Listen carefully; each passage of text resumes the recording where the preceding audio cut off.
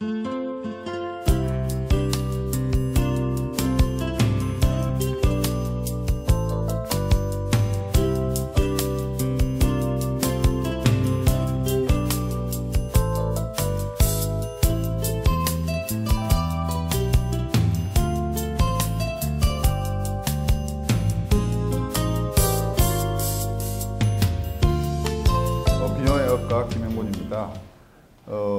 작년에도 제가 이맘때쯤 이 주제를 가지고 말씀을 드렸는데, 오늘 제가 말씀드릴 주제는 이 전립선 비대증과 전립선 암입니다.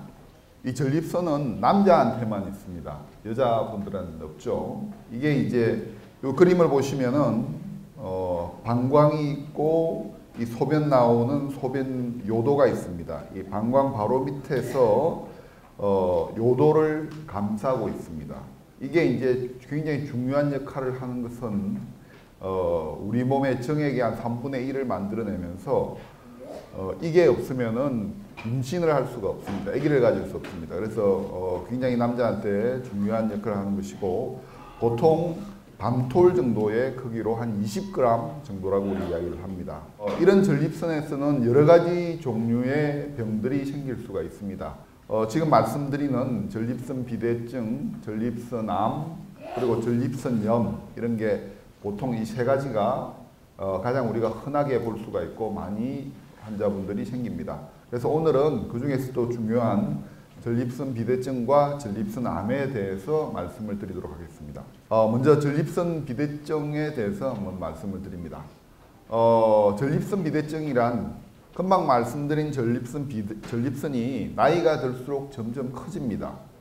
보통 아까 말씀드린 대로 정상적인 크기는 밤알 정도, 약 20g 정도라고 이야기를 드렸는데, 이게 이제 크기가 커지면서 달걀 크기, 심지어는 사과 이상의 크기로 이렇게 커집니다. 이렇게 커지면서 요도를 압박을 합니다. 그러니까 나오는 길이 좁아지는 거죠, 눌려서. 그러면은 이제 소변 보기가 불편하기 때문에 여러 가지 소변 보는 불편감, 배뇨 불편감이 생기는 겁니다. 이런 배뇨 불편감이 생기는 것을 통틀어서 우리가 이제 전립선 비대증이라고 이야기를 합니다. 그래서 이런 전립선 비대증은 일단 암은 아닙니다. 단지 이제 크기가 커지면서 소변 나오는 길, 요도를 눌러가지고 여러 가지 소변 보기가 불편함을 이제 유발하는 것이지 암은 아니라는 것을 다시 말씀을 드립니다. 이런 전립선 비대증은 그러면은 얼마나 많이 생기느냐? 실제로 이 나이에 관계가 되기 때문에 쭉 보면은 50대가 되면 약 50%에서 반 정도에서 전립선 비대증의 불편감이 있고, 60대가 되면은 60%, 80대가 되면은 무려 80% 정도의 남자들이 이 전립선 비대증을 가지게 됩니다. 실제로 이전에는 환자분들이 나이가 들면은 당연히 생기는 거겠지 이렇게 해가지고 그냥 무시하고 넘어가는 경향도 많았고, 그리고 요즘에는 이제 고령화 사회가 되시면서 병원 진료실에서 볼 때 이 전립선 비대증을 가지고 불편해 하시는 분들은 이전에 비해서 엄청나게 많이 늘고 있다는 것을 저는 체감을 합니다. 그러면 이런 전립선 비대증의 원인은 무엇일까? 금방 말씀드린 대로 노화에 의한 변화가 가장 큰 걸로 들 수가 있고, 두 번째는 아무래도 나이가 드시면서 변화가 있는 몸속에서 만들어지는 남성 호르몬의 변화 때문에 전립선이 커지게 됩니다. 그 이외에도 여러 가지 비만 유전적인 요인, 환경, 식생활 이런 것들도 다 어느 정도는 영향을 끼칠 수가 있습니다. 그래서 전립선 비대증의 구성 요소를 크게 이제 간단하게 우리가 그림을 통해 본다면은, 먼저 이제 일단 전립선이 커집니다. 근데 전립선이 크다고 해가지고 다 이런 전립선 비대증이 생기는 건 아닙니다.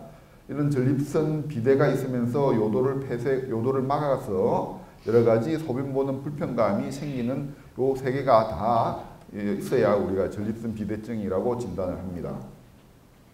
그림을 보시면은 이렇게 전립선이 있고 이렇게 커지는 게 작은 경한 전립선 비대증에서부터 시작해서 이렇게 많이 커지고 점점 커져서 소변 나오는 길을 많이 압박해서 누르게 되는 아주 심한 전립선 비대증까지 우리가 흔하게 실제로 진료하면서 볼 수가 있습니다. 방광 내시경을 통해서 본다면은 이렇게 이제 전립선이 거의 안 커져 있거나 조금 커져 있어 가지고 이 뒤쪽에 있는 방광이 훤하게 뚫려 있는 걸 볼 수가 있고, 점점 이렇게 전립선이 자라가면서 방광이 안 보이기 시작합니다. 그래서 아주 전립선이 커져 있는 경우에는 보시는 바대로 이렇게 전립선이 막아가지고 소변 나오는 이 방광이 보이지를 않습니다. 그래서 저희들로는 이걸 이제 키스한다, 뽀뽀하는 그 정도가 된다라고 이제 이야기를 합니다. 그러면은 이 전립선 비대증을 가진 경우는 그러면 어떤 불편감이 있을 것인가 하는 걸 말씀을 드립니다. 여러 가지 이제 금방 말씀드린 대로 전립선이 커지면서 소변 나오는 요도를 눌러가지고 소변 나오는 게 방해가 됩니다. 방해가 되니까 처음에는 이렇게 소변줄기가 약해지고 세뇨라고 하죠. 그 다음 소변줄기가 가다가 끊어집니다. 간헐료도 생기고, 그 다음에 소변이 시작을 하는데 금방 시작이 안 됩니다. 뭐 한 2분, 3분, 심하게는 더 수많은 시간이 있어야 소변이 시작이 되는 요주저가 일어납니다. 보통 이렇게 이제 소변을 볼 때 나타나는 증상들이 생기고, 그 다음 이제 나오는 길이 막혀 있으니까 우리가 소변을 짜주는 오줌보, 방광이 이전보다 더 많은 힘을 줘야 소변을 볼 수 있게 됩니다. 그렇게 되면은 이렇게 전립선 비대증에 여러 가지 방광이 민감해서 생기는 여러 가지 소변을 보고 나서 자주 봐야 되는 빈뇨라든지, 그 다음에 절박뇨라는 게 이제 소변이 마렵다 싶으면은 잘 참지를 못하고 그래서 가는 도중에 소변을 찌르는 절박성 요실금, 그 다음에 밤에 소변 때문에 일어나는 야간뇨 같은 것들이 생기면서 또 한편으로는 소변을 보고 나서도 아직 다 안 보고 남아있다라는 잔뇨감 같은 것들이 생길 수가 있습니다. 이런 증상들이 모든 환자분들한테서 다 생기는 건 아닙니다. 어떤 분들은 뭐 양뇨, 간헐료 뭐 이런 것들이 주로 불편하다고 말씀하시는 분이 있고, 어떤 분들은 야간뇨, 밤에 소변 때문에 잠을 못 잔다, 또 뭐 급해서 소변을 찌르기도 한다, 너무 소변을 자주 본다 하는 이런 오줌보가 민감한 증상들을 더 많이 호소하는 분들도 있습니다.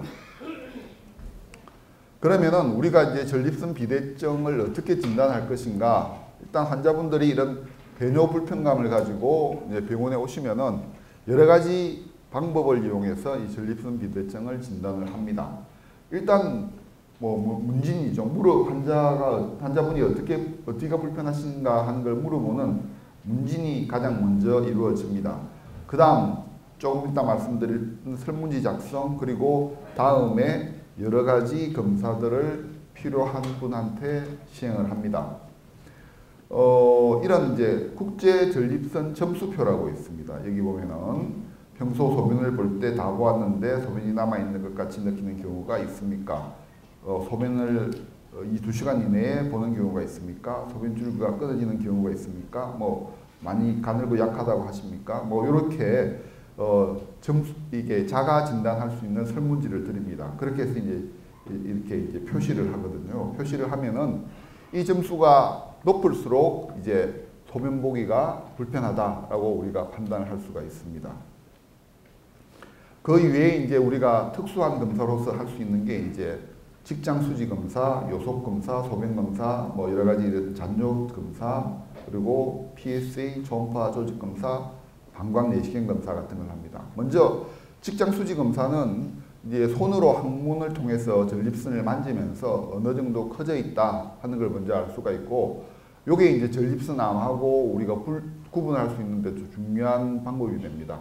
아주 돌처럼 딱딱하게 만져지면 또 전립선암을 의심할 수가 있고, 그런 직장 수지 검사를 합니다.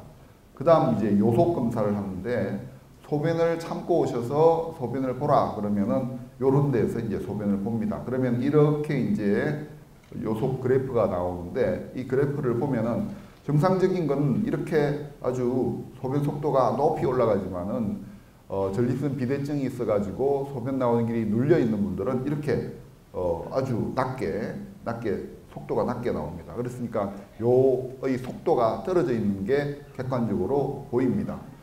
그러고 나서 이런 잔뇨 검사를 합니다. 우리가 이제 소변을 보고 나면은 방광 내에 소변이 안 남고 방광이 다 수축을 해서 모든 소변을 다 짜줘야 되는 게, 내보내야 되는 게 가장 이상적입니다. 그렇지만 보통 우리가 생각했을 때 임상적으로는 한 50cc 미만의 잔뇨만 있으면은 정상적이다라고 우리가 판단합니다. 그래서 요 잔뇨가 얼마나 있는지를 보는 걸 이제 초음파 검사로서 간단하게 측정을 합니다. 가만히 보면은 전립선이 너무 커서 소변이 안 나오고 거의 못 보는 경우도 있습니다. 그래서 소변 줄기가 약해지는 것에서 더하기 소변을 보지 못하고 이렇게 잔뇨량이 많은 경우도 우리가 흔하게 전립선 비대증에서 볼 수가 있습니다. 그거 이외에 이제 배뇨일지라는 걸 저희들이 환자분에게 작성을 해오라고 이야기를 합니다. 보통 한 3일 정도를 하라고 하는데 이렇게 배뇨 시간, 배뇨량, 혹시 요실감이 있다면 요실감의 횟수, 밤중에 소변 때문에 일어나는 야간 다뇨의 횟수, 아주 자세하게는 절방뇨가 있으면 절방뇨의 정도와 횟수 정도를 이 배뇨일지로 표시를 할 수가 있습니다.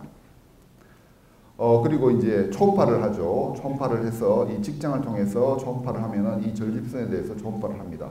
이 그림을 보시면은 이 전체가 이제 전립선이 됩니다. 가만히 보시면은 요렇게 그려지는 게 따로 우리가 그릴 수가 있습니다. 요게 이제 커져 있는 전립선이 비대된 상황이고 이 가운데가 소변 나오는 길입니다. 그러니까 이렇게 커짐으로써 이 가운데 소변 나오는 길을 이렇게 압박을 하면서 여러 가지 소변 보는 불편감, 배뇨 불편감이 생기게 되는 것입니다. 그리고 요도 내시경을 보면은 이렇게 아까 보여드린 바와 같이 방광이 훤하게 보이는 경우가 정상적인 거고 이렇게 전립선이 커서 양쪽이 붙어서 안쪽이 방광이 보여주지 않는 좁아진 요도를 우리가 확인을 할 수가 있습니다. 이상으로 이제 환자분이 소변 보는 불편감을 가지고 병원에 오시면은 이렇게 이제 여러 가지 문진을 먼저 하고 여러 가지 금방 말씀드린 검사를 통해서 이제 전립선 비대증을 확인합니다. 물론 혹시 이렇게 검사를 하는 도중에 조금 이따 말씀드린 전립선 암이 의심되는 경우도 우리가 흔하게 봅니다. 그러면은 전립선 암에 대한 검사는 이거와는 별개로 따로 진행을 해야 되겠고 그러면은 거기에 대해서는 조금 이따 말씀을 드립니다. 그러면은 이제 전립선 비대증으로 오셨는데 이제 비대증이 확인되었고 그러면은 이 전립선 비대증에 대해서는 그러면 어떤 치료를 하느냐? 여기 대기요법이라고 되어 있는 건 이제 조금 불편감이 있는 정도인데 뭐 그렇게 심하지 않은 것 같고 이런 분들한테는 일단 뭐 좀 여러 가지 드시는 음식이라든지 환경이라든지 이런 것만 조절하면서 이제 조금 약 드시지 말고 한번 기다려 보자고 말씀드리는 경우도 있습니다. 그 다음에는 크게는 우리가 직접적으로 하는 치료 방법은 약물 치료와 수술 치료 두 가지로 나눌 수가 있습니다. 먼저 약물 치료는 약을 뭐 하나만 쓰는 경우도 있을 수가 있고 그 다음에 이제 다른 작용을 달리하는 약 두 가지 내지 세 가지를 이렇게 병합해서 병용해서 쓰는 경우도 있습니다. 하나씩 보시면은 가장 우리가 흔하게 쓰는 것은 알파 차단제라는 겁니다. 알파 차단제라는 건 뭐냐면은 방광 입구하고 전립선 쪽이 들어오는 쪽이 알파 교감 신경 수용체라는 게 있습니다. 이게 어떤 역할을 하느냐 하면은 우리가 평소에 이렇게 소변을 보지 않고 모으고 있는 도중에 소변을 안 새도록 꽉 소변 방광 입구를 조여줘 가지고 관략근이라고 그러죠. 관략근을 꽉 조여줘서 소변이 안 지리도록 하는 그런 중요한 역할을 합니다. 이런 역할을 하는 알파 신경 수용체를 이 차단제로 어느 정도 막아주면은 복용하면은 이제 꽉 조여져 있는 긴장을 완화시켜 가지고 소변이 보다 쉽게 나오게 하는 역할을 합니다. 보통 며칠 내에 불편감이 좋아지지만은 문제는 이것 자체가 근본적으로 전립선 비대증의 원인을 제거하거나 차단하는 것은 아니라는 겁니다. 금방 이 그림에서 보여준 대로 어느 정도 넓혀주는 역할을 하는 것이다. 이렇게 아시면 되고, 약을 드시면은 이런 경우는 이제 우리가 당뇨약이나 혈압약처럼 고혈압약처럼 평생 약을 드셔야 됩니다. 부작용으로는 뭐 어지러운 적이나 아니면은 뭐 갑자기 앉았다 일어서면은 저혈압 같은 게 생길 수가 있습니다. 그 다음 우리가 흔하게 쓰는 5알파 환원 효소 억제제라는 게 있습니다.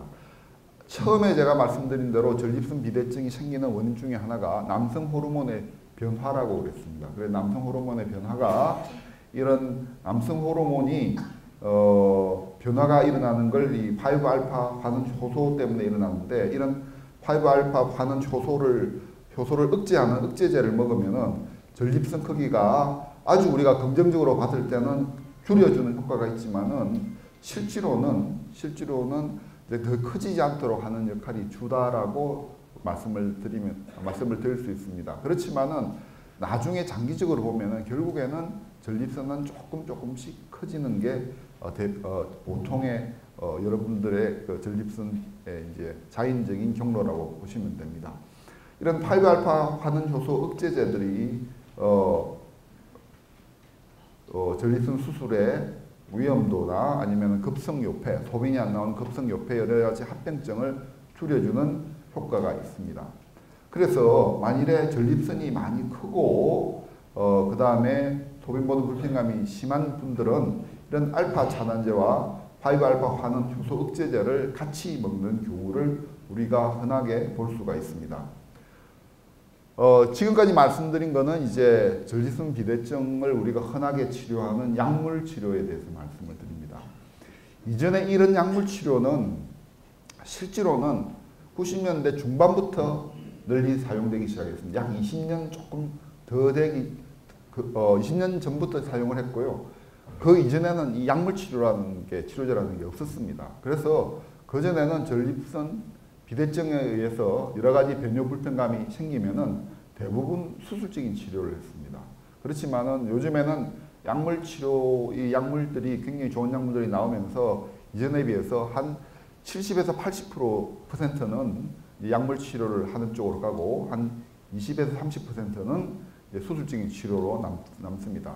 이게 수술을 종류를 보면은 이렇게 이 세 가지가 우리가 요즘 가장 표준적인 치료 방법으로 사용을 하는 것입니다. 먼저 이게 경요도 전립선 절제술은 내시경을 통해서 이렇게 커져 있는 전립선을 깎아내는 방법입니다. 가장 오래되고 가장 보편적이고 가장 전통적인 치료 방법이라고 생각하시면 되고, 지금도 여러 선생님들이, 여러 우리 비뇨의학과 선생님들이 사용을 하고 있습니다. 그렇지만은 이제 이런 것들이 이제 많이 사용을 하고 새로운 기계들도 나오고 있지만은 보다 이제 좀 더 과학이 발달되고 여러 가지 이제 기술이 진보하면서 새로운 방법들이 나오기 시작했습니다. 홀랩 레이저 수술이라는 게 있습니다. 이건 조금 이따 제가 요건 좀 자세히 말씀을 드리겠습니다. 이게 이제 이론적으로는 가장 완전한 수술 방법이지만은 고가의 장비가 필요합니다. 그 다음 KTP 레이저 수술이라는 게 있는데, 이 KTP 레이저 수술은 레이저를 이용해 가지고 레이저를 이 커져 있는 전립선에 쪼여서 이 전립선 조직을 없애버립니다. 그래서 그렇지만 이것도 이제 이 전립선 절제술하고 비슷하게 어느 정도 충분한 효과를 갖고 있고 인정이 되고는 있지만은 이 홀랩 레이저 수술에 비해서는 조금 떨어진다고 이제 볼 수가 있죠. 이 홀뮴 레이저 수술, 홀랩이란 건 제가 자세히 말씀드리면은 이제 레이저를 이용합니다. 이렇게 나오는 레이저를 통해서 이렇게 보면은 이 레이저가 여기서 나오고 있습니다. 통해서 이렇게 커져서 전립선 때문에 막혀 있는 요도, 요걸 보시면 이렇게 레이저를 통해서 커져 있는 조직을 이렇게 떼냅니다.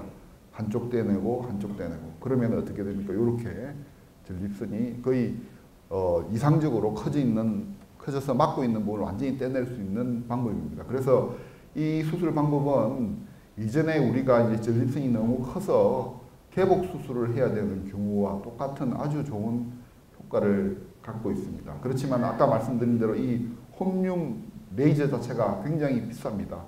뭐 4억, 뭐 3억, 4억 정도 굉장히 고가 장비이기 때문에 이런 장비가 있어야 할 수가 있고 저희 병원에서는 홀랩 수술을 굉장히 주요 수술로 하고 있습니다. 자, 그러면은 치료 방법에도 말씀을 드렸고 그러면은 전립선 비대증은 다시 이제 조금 어떤 생활 관리가 필요한지에 대해서 잠시 말씀을 드리겠고 나중에 말씀드리겠지만은 요즘 신문이나 뭐 텔레비전 보면은 뭐 전립선에 좋다는 약품, 식품 선전 많이 하시죠, 그죠? 근데 그 중에 대표적인 소팔메토 같은 경우는 지금 의학적으로 효과가 있다고는 나와 있지 않기 때문에 저는 개인적으로는 뭐 그것 가지고 그냥 맛있는 것 사 드십시오라고 말씀을 드립니다. 그거 이외에 이제 감기약이나 부정맥 약물, 뭐 정신안정제 등은 역시 소변 나오는 방광하고 전립선 쪽에 여러 가지 구조물에 영향을 줄 수 있기 때문에 전립선 비대증이 있는 분들은 꼭 요 약을 드실 때는 의사분하고 상의해서 복용을 합니다.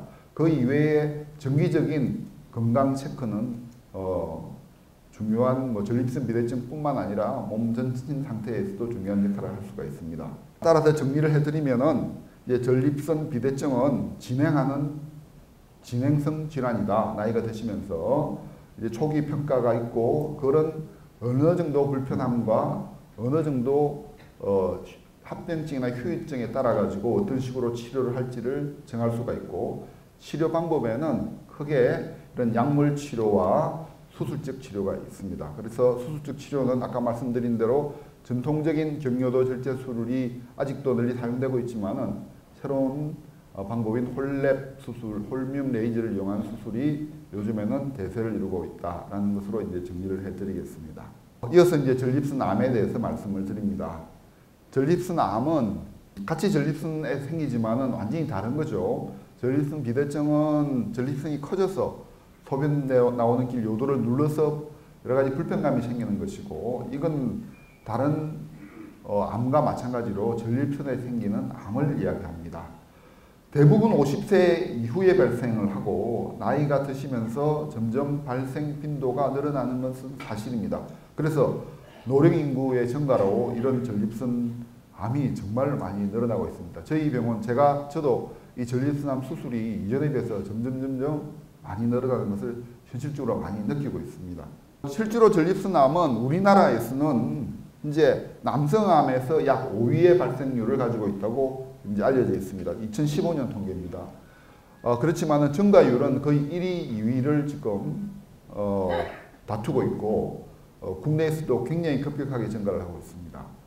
미국, 유럽 이런 백인 쪽에서는 미국, 유럽 쪽에서는 가장 많은 남성암에서 가장 많은 발생 빈도를 나타내고 있습니다. 그리고 사망률은 2위에 해당이 됩니다. 그래서 우리나라는 뭐 여러 가지 폐암이라든지 위암이라든지 간암 같은 대장암 이런 쪽으로 많은 초점이 맞춰져 있지만은 우리가 보면은 미국, 유럽 같은 쪽은 이런 전립선암이 굉장히 많은 초점을 가지고 여러 의사분들과 여러 가지 연구하는 분들이 여기에 대해서 관심을 가지고 있습니다.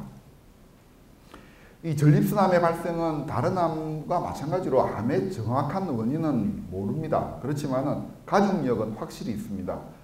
아버지가 전립선암이면은 본인은 다른 사람, 일반적인 사람에 비해서 전립선암이 걸릴 가능성은 2배 정도 커져 있고 만일에 형제가 동생이나 형님이 전립선암이면은 3배 정도의 일반 사람보다 발생 빈도가 늘어 있다고 통계적으로 밝혀져 있습니다. 그 외에 지방이 많은 식사, 여러 가지 유전 물질의 손상, 성장 인자들 간의 불균형 이렇게 나와 있는데 이런 것들은 아직 원인을 잘 모른다는 뜻입니다. 이 전립선암의 전이는 주로 혈액 또는 임파선으로 전이가 됩니다. 우리가 흔하게 가장 잘 전이가 된다고 하는 곳은 임파선, 뼈, 폐 이런 쪽이라 되어 있고 이전보다는 줄었지만은 이런 많은 환자에서 다른 쪽으로 전이가 된 상태로 발견이 됩니다. 제일 흔하게 가장 먼저 보통 임파선으로 갔다가 그 다음에 뼈로 가고 이제 폐로 가고 이렇게 이제 우리가 전이가 되는 것을 우리가 알 수가 있습니다. 이 전립선암의 증상은 전립선에 암이 생겨가지고 있는 거기 때문에 초기에는 전립선 이게 아무런 불편감이 없는 경우가 흔하지만은 종양이 커지면서 여러 가지 불편감을 나타낼 수가 있습니다. 이렇게 이제 전립선에 암이 생기고 특히 이제 요도를 막으면서 여러 가지 소변 보는 불편감도 생기고 소변에 피도 나오고 통증이라든지 정액에 피 같은 게 섞여 나오고 여러 가지 이런 불편감들이 생길 수가 있습니다. 전립선암의 진단은 아까 말씀드린 직장 수지 검사를 통해서 할 수가 있고 제일 중요한 PSA 검사, 그 다음에 초음파 검사 이런 것들이 먼저 할 수가 있습니다. 그 다음에 전립선암이 의심이 되면은 그리고 어느 정도 증명이 되면은 조직 검사, MRI 검사, 거울 검사 같은 것들을 순차적으로 합니다. 아까 말씀드린 대로 직장 수지 검사를 하면은 전립선 비대증은 약간 말랑말랑하게 만져지지만은 전립선암은 아주 딱딱한 돌처럼 만져집니다. 그래서 우리가 이제 전립선암을 조금 돌처럼 만져진다 이러면은 전립선암이 있을 가능성이 있겠구나라고 이제 우리가 조금 의심을 합니다. 그 다음에 하는 검사는 이 PSA라는 겁니다. 이게 전립선 특이 항원인데 이게 발견이 되면서 이게 1980년대에 발견이 되면서 굉장히 이제 이런 획기적으로 전립선암을 발견하는데 큰 역할을 합니다. 이게 전립선 특이 항원은 주로 전립선 암에서 많이 나타나고 전립선염에서 나타나고 전립선 비대증에서도 보이기는 합니다. 그렇지만은 전립선 암에서 아주 뚜렷하게 많이 나타나기 때문에 진단뿐만 아니라 어떤 전립선암에 대한 치료를 하고 난 이후 결과 그 다음에 재발이 했는지 안 했는지를 볼 수 있는 지표로서 널리 사용이 됩니다. 그래서 선별검사에 있어서 가장 정확한 단일검사이면서 전립선에 특이한 것이다. 특이한 항원이다. 금방 말씀드린 대로 전립선염이나 전립선 비대증에서도 그리고 여러 가지 전립선에 대한 시술 후에는 역시 조금 올라갈 수가 있다라는 것을 우리가 조금 또 우리가 생각을 하고 전립선암 진단의 염두에 고려를 해야 될 것으로 생각을 합니다. 이렇게 이제 초음파를 하거나 PSA 검사에서 또 직장 수지 검사에서 전립선암이 의심이 되면은 조직 검사를 합니다. 보통 직장을 통해서 조직을 뗍니다. 떼면은 이전에는 한 6군데 정도만 했는데 6군데를 하니까 너무 대표성이 부족하다. 이래서 요즘에는 기본으로 12군데에서 전립선 조직을 떼고 의심되는 부위가 있으면은 한두 군데 더 추가적으로 전립선을 조직을 뗍니다. 이렇게 조직을 뗍니다. 전립선 조직을 떼서 만일에 이제 전립선암이다라고 판정이 확진이 되는 거죠. 이제 병리과 선생님들이 확진을 하시면은 전립선암이 있다라고 판단이 된 이후에는 그 다음 단계로는 병기 결정을 합니다. 과연 1기냐, 2기냐, 3기냐, 4기냐 이런 말씀 하시죠, 그죠? 그래서 이런 병기 결정을 합니다. 병기 결정을 하기 위해서 아까 말씀드린 MRI 검사, CT 검사, 뼈 검사 등을 합니다. 여러 가지 임파선, 뼈, 폐 전이를 잘하기 때문에 그쪽으로 전이가 됐는지를 봅니다. 요 MRI 사진을 보면은 여기에 임파선이 많이 퍼져 있는 걸 볼 수가 있고 이 뼈 사진에 보면은 이렇게 시커멓게 뼈에 전이가 되어 있는 것을 우리가 확인할 수가 있습니다. 이렇게 뼈에 이렇게 시커멓게 많이 되어 있죠, 그죠? 이 사진을 보면은 여기도 이렇게 되어 있고 이렇게 되어 있고 다 뼈에 전이가 엄청나게 많이 되는 환자의 사진을 보여드리고 있습니다. 그래서 이 전립선암의 병기를 보면은 A기 보통 1기라고 이야기를 하면은 전립선 내에 국한되어 있고 아주 만졌어도 잘 만져지지 않고 아주 초기를 이야기하는 것이고 2기라고 B기라고 하면은 전립선 내에는 국한되어 있지만은 만져서 충분히 의심이 될 만하고 양쪽 전립선 오른쪽 왼쪽 전립선에 다 걸쳐 있는 경우를 우리가 이야기를 할 수가 있습니다. C기는 이제 전립선 밖을 조금 벗어나기 시작한 경우를 이야기하고 D기는 이제 전립선을 완전히 벗어나서 임파선, 뼈, 폐 등으로 전이가 된 경우를 이야기할 수가 있습니다. 이런 전립선암이 확인이 되면은 이제 전립선암의 치료에 들어가야 됩니다. 전립선암의 치료는 전립선암의 몇 기냐, 병기라는 거와 환자분의 상태에 따라 가지고 치료 방법이 조금씩 다릅니다. 예를 들면은 50대, 60대, 요즘에는 70대 정도 해당될 수가 있지만은 비교적 젊은 분들은 비교적 우리가 적극적으로 치료를 하는 게 좋고요. 뭐 한 80대 이렇게 되시는 분들은 실제로는 전립선암이 다른 암보다 조금 진행이 느리기 때문에 예를 다른 뭐 큰 질환이 있거나 이런 경우는 조금 소극적으로 치료를 하는 경향이 있기 때문에 여러 환자와 병기를 다 고려를 해서 치료를 합니다. 전립선에 국한되어 있는 경우에는 수술적인 요법, 방사선 요법 등이 있지만은 방사선 치료로는 절대 전립선암을 100% 다 죽일 수가 없습니다.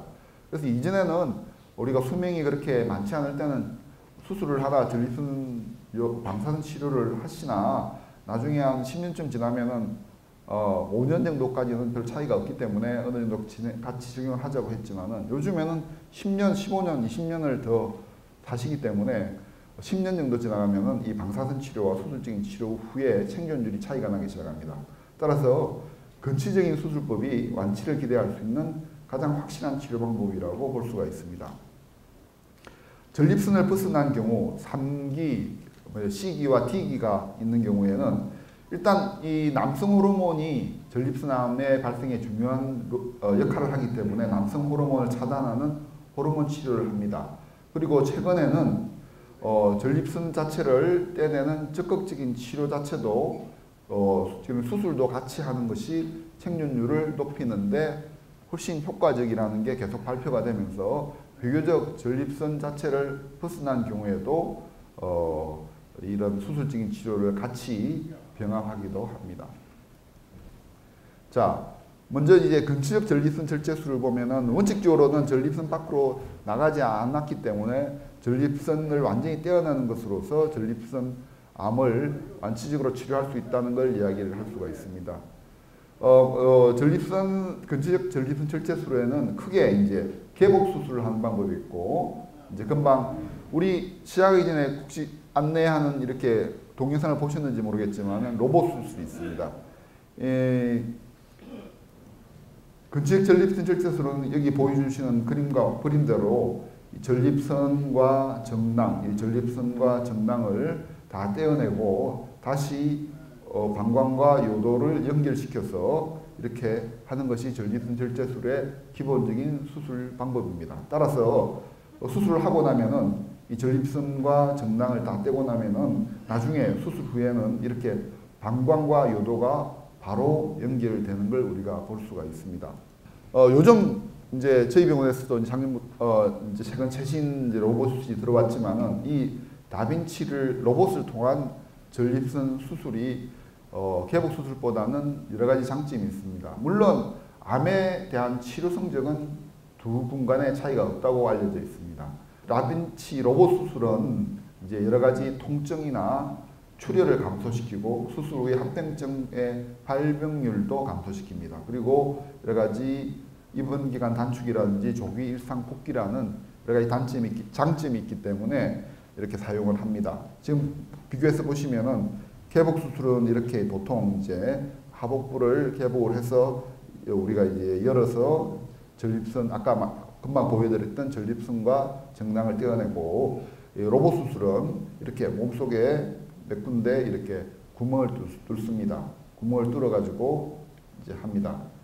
저희 병원에 있는 이제 다빈치 로봇 수술인데, 이렇게 이제 여러 가지 의사가 수술을 해야 하는 콘솔이라는 게 있고, 작동하는 여러 가지 로봇 팔들이 있고, 요거는 이제 잘 보일 수 있는 여러 가지 모니터가 있습니다. 이렇게 보시면은 의사는 이 모니터를 보면서 이렇게 작동을 하고 로봇 팔들이 이제 환자의 배에 직접 들어가서 전립선을 떼어냅니다. 요거는 저희 병원에서 이제 로봇을 2010년 11월 달에 수술하는 장면을 찍은 걸 보여드립니다.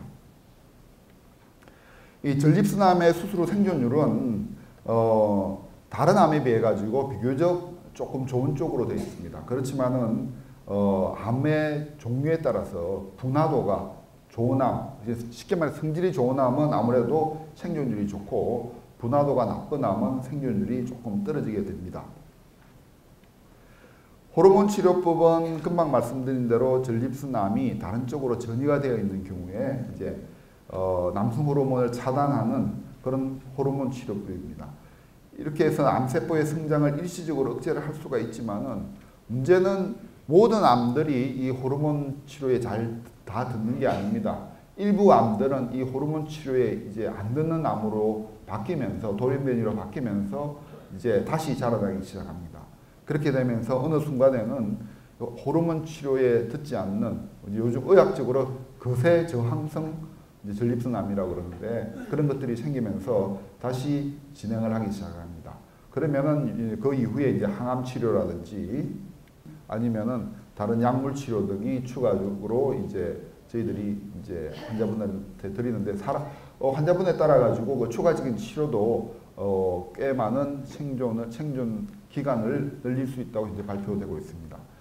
자, 그래서 지금까지 말씀드린 게 이제 전립선암에 대해서 말씀드린 겁니다. 전립선 비대증이나 전립선암은 다 같이 이제 전립선에 생기지만은 한쪽은 이제 커지면서 소변 내려오는 길을 불편하게 만드는 배뇨 증상들이 생겨서 생기는 전립선 비대증과 그리고 실제로는 암이 생겨서 생명을 위협하는 전립선암 이렇게 두 가지가 있기 때문에 각각의 전립선 비대증과 전립선암은 정확한 각각의 진단을 통해서 각각의 정확한 치료가 필요한 것으로 생각을 합니다.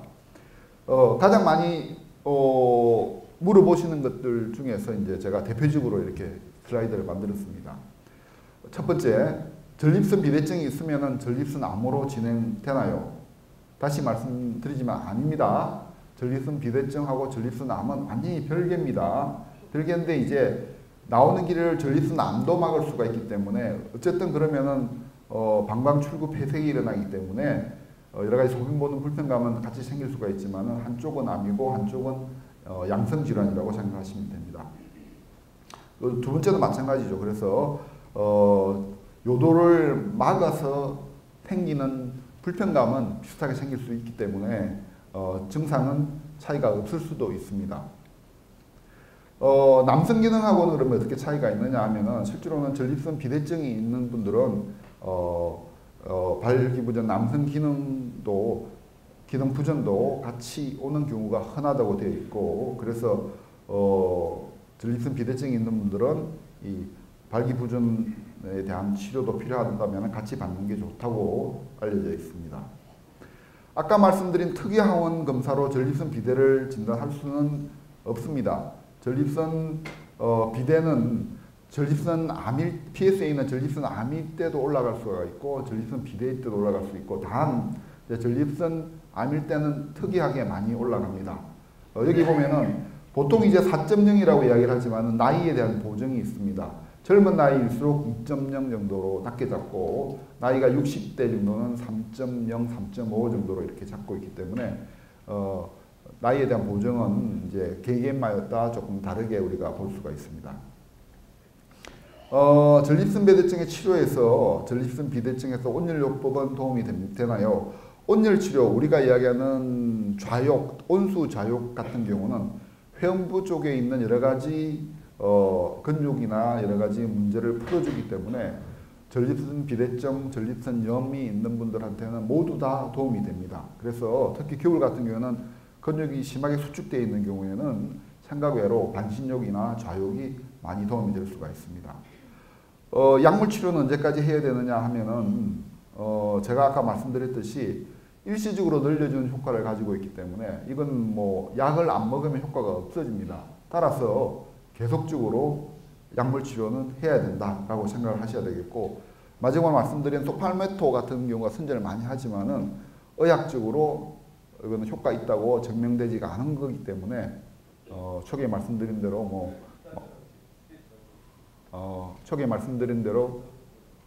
큰 효과는 없다라고 생각을 하시면 됩니다. 자, 전립선 비대증에 있는 경우 약물이 주의가 필요한 약물은 이것도 아까 제가 언급을 했죠. 감기약이 특히 우리가 가장 많습니다.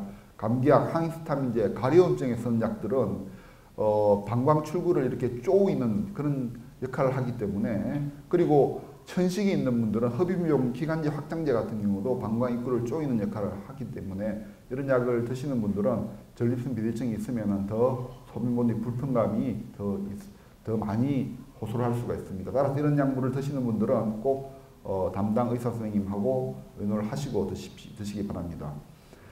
전립선 비대를 예방하는 식품은 특별하게 뭐 음주, 기름진 음식 이런 것들은 조금 자제를 해주시는 게 좋습니다.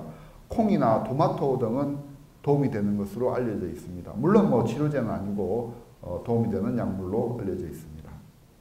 자, 이상으로 제가 이제 전립선 비대증과 전립선암에 대해서 간략하게 정리해서 말씀을 드렸습니다. 자, 감사합니다.